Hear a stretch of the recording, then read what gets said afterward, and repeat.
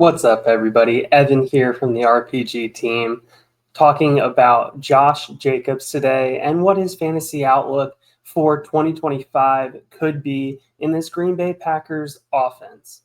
All right, let's take a look over here at PFF just to go over some players and former grades that these players had for this Green Bay Packers offense. You see Rasheed Walker here. You see Zach Toms. Zach Toms, one of the best right tackles in the game right now. He is absolutely just mauling people in the running game. And they drafted a tackle as well from this past class, Anthony Belton, that could potentially push Rasheed Walker for that starting left tackle job. And if not, should be an absolute road grader when he takes over in the future out of North Carolina State. Look, this Green Bay Packers offense, you just want parts of the running game. You want running backs in this backfield because when they are playing, they will be absolutely fed the rock. You go and you see, okay, how many rush attempts did this team have last year? 526, which includes a little bit from the quarterbacks. Understand that. You take out the quarterbacks from this offense, and that takes out about 45 rush attempts. So you're still talking somewhere around 480 attempts between running backs and wide receivers. Man, that is a volume king potential role. And that's exactly what we saw this past season. People knocked Josh Jacobs going from the Raiders over to Green Bay. He got the contract. He got the carries last season. So why aren't you buying in? All right, we look at Jenkins at guard. Could potentially play some center, but he's played guard most of his career. Definitely a better pass blocker than he is run blocker. Then you look at the other guard situation. Is it going to be Aaron Banks, who has the contract? Most likely, I would assume, over Sean Ryan. Who ends up playing center in this offense is going to be a question as well. We'll see how that shakes out in training camp, in the preseason, kind of moving forward with that. But overall, it's a pretty mid run blocking group, maybe even a slightly below average run blocking group. So what does that tell you when they love to run the ball, even though they have very average run blockers? That tells you that the coaching staff wants to pound the rock. They want to eat clock. They want to give it to their bell cow back to continue to be able to have fantasy success and hopefully lead their team to some victories in the future. Okay, so now we'll quickly move over here to Dynasty Data Lab and see where is Josh Jacobs currently going in some fantasy dynasty startup drafts. All right, we come in right here. We start cruising down, and we see Josh Jacobs at the 53rd pick. All right, you're talking RB13, right behind James Cook, who he's got a more solid contract than James Cook at the current moment.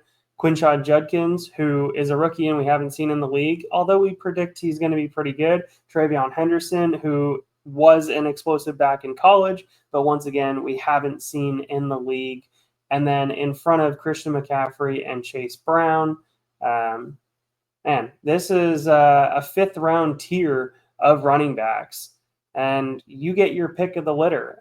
If you want to go rebuild, if you want to go win now, Josh Jacobs would be a great win now piece, though, especially if you're getting at RB13 when you're expecting production as a top 10 fantasy running back production. You look at what Josh Jacobs has done when he's had full seasons, when he's missed less than 2 games, he's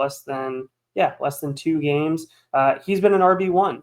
It's pretty plain and simple in his history. We've been able to see that over the years. And we go over now to our friends over at Fantasy Calc, looking at where they currently have Josh Jacobs ranked and what kind of draft capital, if your rookie draft hasn't gone on yet, what you would have to be giving up. All right, so it's saying that 2025 108, the 2025 109. Somewhere in that range is about what you would have to give up to get Josh Jacobs. And with the youthfulness of this running back class, if somebody is wavering whether they can compete or is a rebuilding team and they still for some reason have Josh Jacobs on their team, you made the playoffs last year if you're sitting at those picks, most likely. So do you need a running back?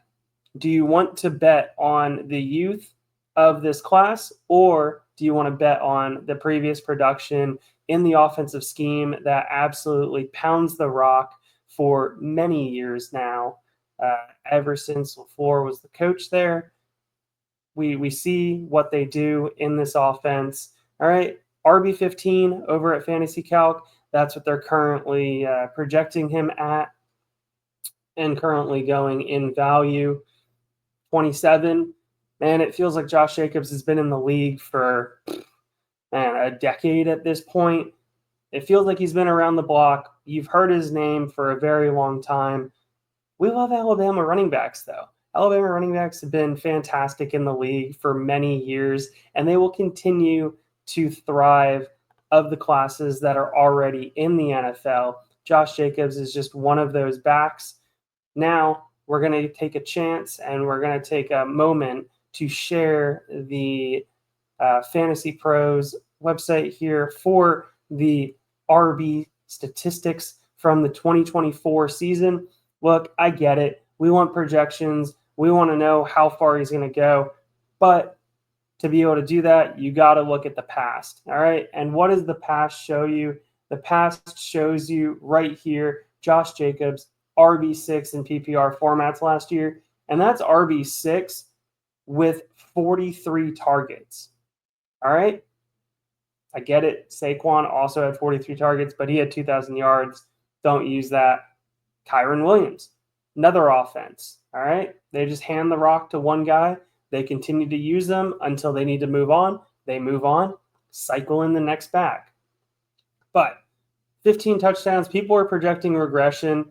This is an explosive offense. This is an offense that can move the ball. This is an offense that can score with Jordan Love at the helm, adding in Golden to this wide receiver crew to be able to compete with a bunch of guys that are, frankly, just guys in that wide receiver room. They can spread the ball around.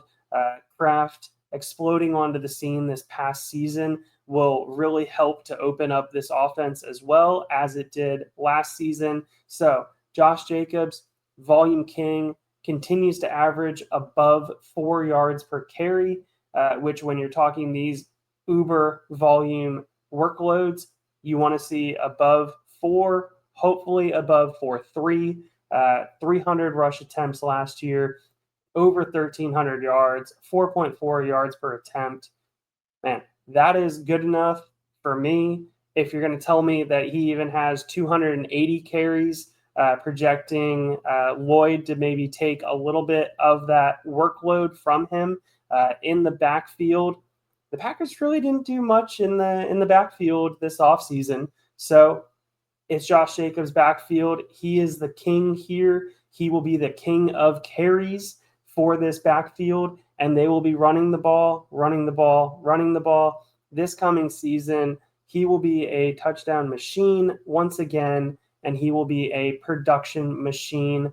Average 17.2 fantasy points per game last year. I think anywhere from 16 to 17 is a very reasonable outcome. 16 to 17 would put him right around that top 10, 8 to 10 range in points per game for this coming season, which if you can get him at RB13 and you're getting top 10 production from him, that should be a win all day long. So with that said, you want to make sure to draft Josh Jacobs if you're a win now team. Go ahead, go trade for Josh Jacobs if you're a win now team too. We laid out some of the draft capital that you might have to give up, but you know that you're getting the production. You know that you're getting an offense that loves to run the football. But with all of that said, hopefully you enjoyed this episode. If you did, please like, please subscribe. Leave us a comment, whether you disagree with me in the comments down below, or if you love the take, feel free to let us know. We always appreciate the support. We're on our way trying to get to 1,000 subscribers. So if you could take a moment, hit that subscribe button. If you haven't already, we greatly appreciate that. And with that being said, have a good night. Thanks for listening to another episode of the Fantasy Football RPG Podcast. If you made it this far, be sure to like and subscribe. If you want to check out written content, head over to lastwordonsports.com. Don't let the goblins get you.